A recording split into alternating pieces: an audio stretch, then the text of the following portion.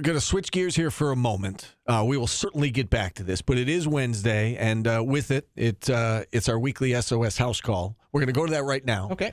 We don't want to keep Melissa waiting. So pleased to be joined by Melissa Patnella from SOS for our weekly house call. Melissa, great to hear from you. How are you today? I'm good. How are you guys? Good.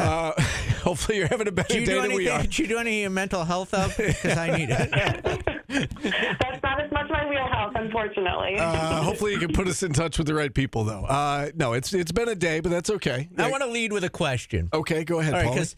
because so a caller just called and just say they saw a basketball player with one of these like big black braces on that look like they're battery operated around their back. What are those? Do you know what I'm talking about? Are they heating elements? Yeah, that's a good question. It kind of depends on the brace. Sometimes it is just a heating element. Other times there's actual like electric stimulation. The formal term would be like a TENS unit or TENS stimulation inside of it. That can be helpful for either pain relief or just really getting the muscles going before exercise. So it kind of depends on the brace, but usually it's heat and sometimes that electric stim too. Is it true that people tend to suffer from back injuries more over the winter than the summer, or is that kind of a myth? And if it is not a myth, why is that? I would say that that's relatively true. I think there's a few reasons that play into that. For one, I think in the colder times of the year, people tend to be less active. The less active you are, the more likely you are to have back issues, for one. Also, being in central New York, how it's been lately, if you're shoveling and doing things like that, that can put a lot of strain on the back. And it is also true that, people say their joints hurt or tend to be more of an issue when it is colder, but that's not an old wives' tale. That's actually a real thing. So when the air pressure changes, it can cause more stiffness, more difficulty in moving, and sometimes even injury for some people too. So I would say it's relatively true that in the wintertime, people tend to struggle a little bit more with back pain. All right. We brought up the topic of Kyrie Irving on one of our recent SOS house calls. He's dealing with a bulging disc in his back. And he was said to be out for 2 weeks. He returned after just 8 days, said that he's good to go, but this is an injury that's going to be on again, off again, in his mind for the rest of the season, and that there's going to be a lot of maintenance that needs to be done for him to stay in game shape. What sorts of things can he do to, I guess, alleviate some of the pain to try and maximize his performance through this season while he deals with what sounds like a lingering injury? Yeah, so disc bulges do take a lot of time to recover. Luckily, obviously, for him, as we can see, like bed resting and being out of sport is not a part of that recovery. We want to keep our athletes active as they're recovering. There are specific protocols that people use for disc bulges.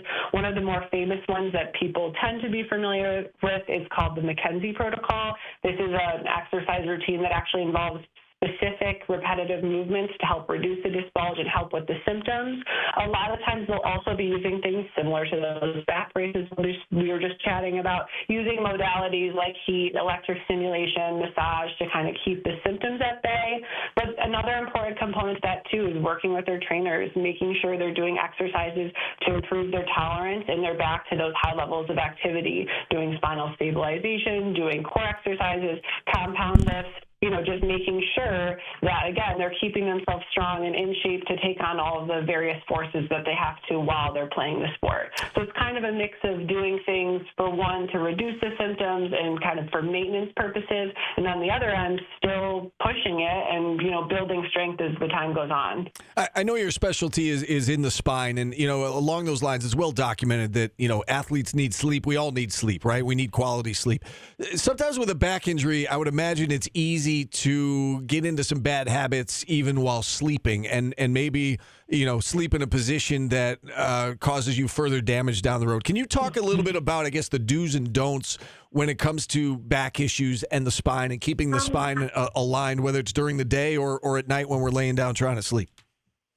Sure, absolutely. So when it comes to sleep, my first and foremost suggestion really is that everybody's different, and if you have a position that works for you that you can sleep through the night, sleep is important, period. So if you're sleeping through the night, I try not to rock the boat and really change things. Generally, though, do's and don'ts, obviously we want to make sure in terms of the lower back, we want to make sure that the mattress doesn't have any parts that are sunken in. So, obviously changing out your mattress when it's time. And same thing goes for a pillow.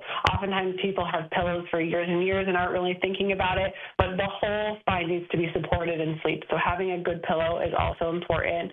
And generally, positioning-wise, we tend to have people lay on their side for sleep with a pillow between the knees is a very common suggestion and a really good one to keep everything supported and in line.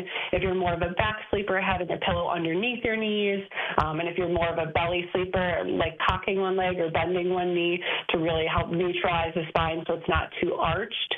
But again, using pillow support, getting yourself in a position where you can sleep for long periods is important. And then in terms of the day-to-day, when you're sitting in a chair, using the backrest, actually letting the chair hold you up a little bit, but also trying to stay relatively active, not be in one position for a long time. That's what's going to be best for the spine. All right, one more sports-related question. I believe you're a Bills fan, right? I'm a huge Bills fan as well. Bills. Yes. So I'm sure you saw the Taron Johnson hit. He took a scary helmet-to-helmet hit in that win over the Broncos last week.